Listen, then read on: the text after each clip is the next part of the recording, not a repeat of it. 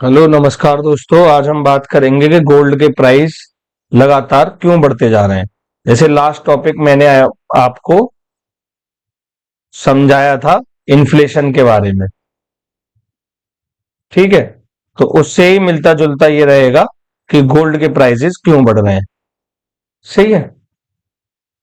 और रिसेंट में आप देखोगे जैसे इंडियन मार्केट में गोल्ड का प्राइस 7K प्लस हो गया है, ऑलमोस्ट 10 ग्राम गोल्ड का, ठीक है। तो क्यों ये बढ़ रहा है, क्या इसके रिpercussions हैं, क्या पॉजिटिव नेगेटिव्स हैं, तो आइए देखते हैं। भाई देखिए गोल्ड का प्राइस क्यों रिकॉर्ड हाई टच कर रहा है, उसके पीछे रीजन देखते हैं। राइट। तो अभी जैसे रिसेंट में एक न्यूज थी कि 5 basis points cut in interest rates announced by US federal reserves. तो भाई जैसे हम सबको पता है कि जो रिजर्व करेंसी मानी जाती है, रिजर्व करेंसी जो मानी जाती है या जो सेफ करेंसी मानी जाती है, वो किसको हम मानते हैं? यूएस डॉलर को ही हम सेफ करेंसी मानते हैं। अब हो क्या रहा है, अब आप देखिए अगर यूएस में जो फेडरल रिजर्व है, ठीक है, जैसे हमारे भारत में आरबीआई है, ऐसे ही जो यूएस की सेंट्रल बैंक है उसने अपनी इंटरेस्ट रेट कम करी है। तो अगर इंटरेस्ट रेट कम करी है, इससे क्या महसूस होगा भाई? अगर इंटरेस्ट रेट कम करी है तो जो बैंक है वहां की वो भी इंटरेस्ट रेट्स कम करेंगी, और जब वहां बैंक इंटरेस्ट रेट्स कम करेंगी तो वहां आप बोरो आसानी से कर सकते हैं, यानी आपके पास आसानी से डॉलर आ सकता है। तो जब आपके पास आसानी से पैसे आ रहे हैं तो फिर आप उसको किसी ऐसी जगह इन्वेस्ट करेंगे जो सस्टेनेबल बेसिस पे हो। यानी भाई आप एक चीज समझिए, अगर इंटरेस्ट रेट कम हो रही है दैट मीन्स बैंक लेंडिंग ज्यादा करेंगी, भाई बैंक ज्यादा उधार देंगे पैसे, और जब ज्यादा पैसे आ जाएंगे तो टू मच मनी, और जब बहुत ज्यादा मनी आ जाएगा तो आप याद करो इन्फ्लेशन में क्या बताया था कि उसकी जो मनी की वैल्यूएशन है वो घटने लग जाएगी, और जब मनी की वैल्यूएशन घटने लग जाएगी तो पीपल सेफ हेवन में इसको इन्वेस्ट करेंगे। और सेफ हेवन क्या है? सेफ हेवन है गोल्ड, रियल एस्टेट, ठीक है, ऑयल्स, यानी कॉमोडिटीज जो स्केयर्स है उनमें लोग इन्वेस्ट ज्यादा करते हैं। अब जब एक बार US federal reserve interest rate कम कर रही है तो ऐसी एक्सपेक्टेशन मानी जा रही है कि जितने दुनिया भर की बैंक्स हैं, specially central banks, that means European central bank, Japan central bank, Chinese central bank और Indian central bank, that means RBI, वो भी अपनी जो इंटरेस्ट रेट्स हैं उनको कम करेंगी। दैट मीन्स बैंक अब आसानी से पैसे दे पाएंगे और ज्यादा लोगों को।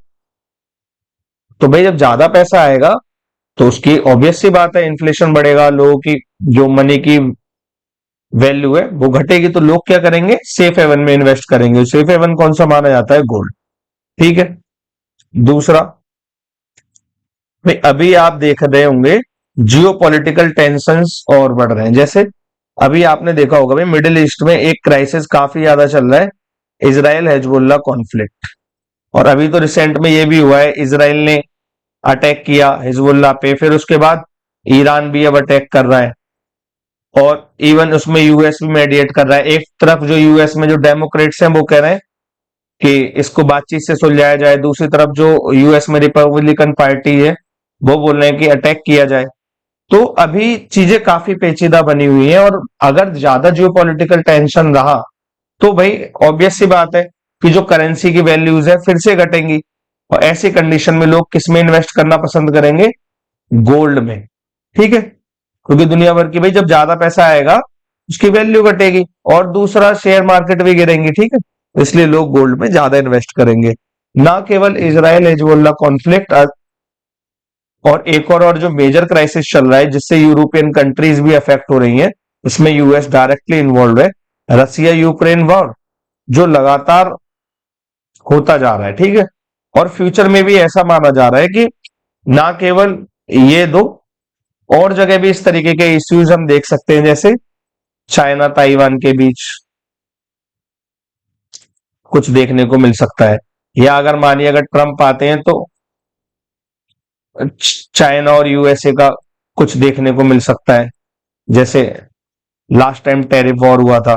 और अगर ट्रम्प आते हैं तो इंडिया पे या अदर यूरोपियन कंट्रीज पे क्या सैंक्शंस रहेंगे, तो उस चीज का भी एक असर है। अगला चीज देखते हैं, भाई काफी दिन से जो दुनिया भर की सेंट्रल बैंक्स हैं वो गोल्ड खरीदती जा रही हैं, ठीक है। यदि भाई देखिए किसी भी सेंट्रल बैंक के जो जितनी वो करेंसी प्रिंट करते हैं वो डिपेंड करती है कि उनके पास बैक एंड में एसेट्स कितने हैं। एसेट्स वो किस तरीके से बना सकते हैं, तो फॉरेन रिजर्व हो सकता है, ठीक है, गोल्ड हो सकता है, अपने देश का कुछ इस तरीके से हो सकता है कि गवर्नमेंट सिक्योरिटीज हो, ठीक है। इस तरीके से एसेट्स और लाइबिलिटीज को वो बराबर से करते हैं। अब रिसेंट में क्या हो रहा है, सेंट्रल बैंक्स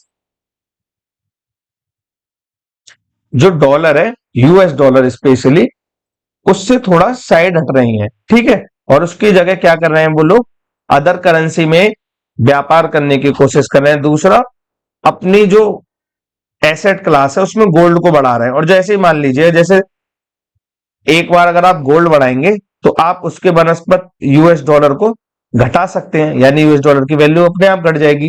तो ये भी कहीं ना कहीं है कि भाई जैसे यूएस की अब पावर धीरे से रिलेटिवली घटती जा रही है, तो ये भी असर है कि लोग डी डॉलराइजेशन पे जा रहे हैं और उससे भी गोल्ड के प्राइस बढ़ रहे हैं, ठीक है।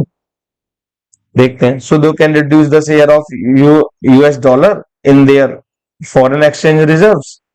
और ये कब से अपनाया गया, जब यूएस ने कब से अपनाया, जब रशिया ने यूक्रेन पे वॉर किया था।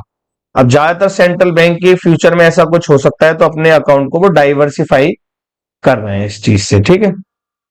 एक और कॉन्सेप्ट हम देखते हैं, डी डॉलराइजेशन। भाई डी डॉलराइजेशन, भाई डॉलराइजेशन क्या है, भाई अब पूरी दुनिया में लिबरलाइजेशन की पॉलिसीज थी, तो लिबरलाइजेशन में क्या है, स्पेशली यूएस डोमिनेट करता है। जब डोमिनेट करेगा तो उसका ट्रेड बढ़ेगा, और ट्रेड बढ़ेगा तो डॉलर की वैल्यू बढ़ेगी। लेकिन अब रिसेंट में क्या हो रहा है, जैसे जैसे अब इमर्जिंग पावर्स जो है वो पिक्चर में आ रही हैं, यूएस हो गया, चाइना हो गया, और जो पहले बाई पोलर वर्ल्ड था उसके बाद 1990s में यूनिपोलर हुआ, और अब मल्टीपोलर वर्ल्ड की तरफ हम जा रहे हैं। तो ज्यादातर बैंक्स अपने रिस्क को डाइवर्सिफाई कर रहे हैं और डॉलर से थोड़ा दूर जा रहे हैं, ठीक है। यानी व्यापार यूएस डॉलर में ना करके अपनी करेंसी में करें, जैसे इंडिया और रूस करें कि रुपीज और रूबल में कुछ कर लें।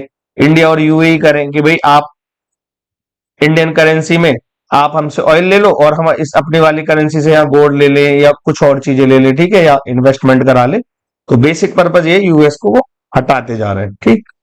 तो डी डॉलराइजेशन भी एक रीजन है इस चीज का। और जैसे डॉलर की भाई वैल्यू घटेगी तो क्या होगा, सेफ हेवन की जब वैल्यू घटेगी तो क्या होगा, लोग सेफ जो इन्वेस्टमेंट है उनकी तरफ भागेंगे। तो सेफ इन्वेस्टमेंट कौन बचे, भाई गोल्ड बचा या रियल एस्टेट बचा, ठीक है।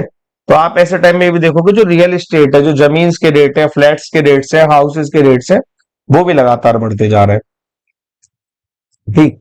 Reduce inflation, reliance on US dollar और रिडक्स, ठीक है, ये तो समझ ही गए। और एक और चीज है, लोग गोल्ड में इसलिए भी इन्वेस्ट करते हैं जिससे उन्हें इन्फ्लेशन इन्फ्लेशन मैंने लास्ट वीडियो में समझाया था, आप उसको देख लीजिएगा, कि सेफ्टी अगेंस्ट इन्फ्लेशन, यानी महंगाई से आपकी सेफ्टी हो जाए, और इकोनॉमिक अनसर्टेनिटी कि भाई फ्यूचर किस तरीके से होगा, बूम आएगा या वर्स्ट आएगा ट्रेड साइकिल में, उस चीज से भी आप कहीं ना कहीं सेफ हो जाते हो जब आप गोल्ड में इन्वेस्ट करते हो, ठीक है। इन सारे रीजन से अब ये देखा जा रहा है कि जब लोगों का रुझान गोल्ड की तरफ बढ़ रहा है, सेंट्रल बैंक्स का रुझान गोल्ड की तरफ बढ़ रहा है, तो जब जिस चीज की डिमांड ज्यादा बढ़ जाती है तो फिर उसकी रेट अपने आप बढ़ जाएंगे, राइट। डिमांड एंड सप्लाई का रूल्स। आगे एक मोस्ट इंपॉर्टेंट कॉन्सेप्ट जो हर जगह प्ले आउट हो रहा है, गोल्ड और डॉलर जो है वो इनवर्सली रिलेटेड है, ठीक है। क्या मतलब है भाई? जैसे इसका मतलब ये है, अगर देखो डॉलर की वैल्यू बढ़ेगी तो गोल्ड का प्राइस घटेगा, लेकिन अगर डॉलर की वैल्यू घटेगी तो फिर गोल्ड का प्राइस बढ़ेगा। और अभी रिसेंट में जैसे मैंने अभी आपको बताया, ये जिस तरीके से यूएस यूक्रेन का वॉर हो रहा है या इसराइल हिजबुल्ला का हो रहा है, तो ये या चीन और ताइवान का फ्यूचर में भी, फ्यूचर में हो सकता है। कुछ दिन पहले हमने इंडिया चाइना का कॉन्फ्लिक्ट देखा था। अफ्रीका में इस तरीके के लगातार कॉन्फ्लिक्ट चलते ही रहते हैं।